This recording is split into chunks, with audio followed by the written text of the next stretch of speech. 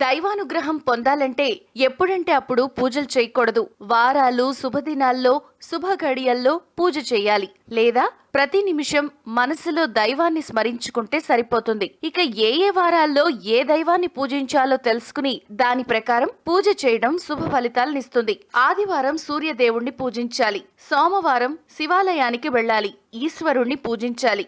మంగళవారాల్లో కుమారస్వామిని, బుధవారం శ్రీకృష్ణుడిని, వెంకటేశ్వరుడు ఇలా విష్ణుమూర్తి అవతారమూర్తులను పూజించడం ద్వారా సకల శుభాలు చేకూరుతాయి. గురువారం నవగ్రహాలు, రాఘవేంద్ర స్వామి, సాయిబాబాలను కొలవచ్చు.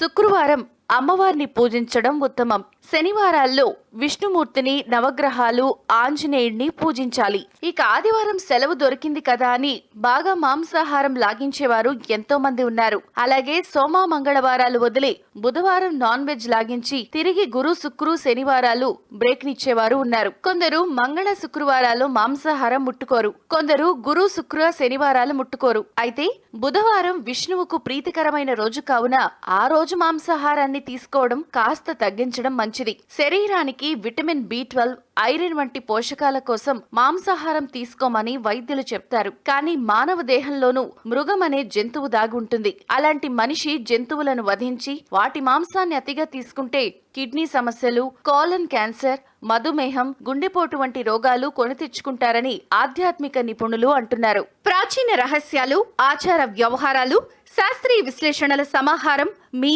తాళపత్రం. మరిన్ని వీడియోస్ కోసం సబ్స్క్రైబ్ చేసుకోండి. ధన్యవాదములు.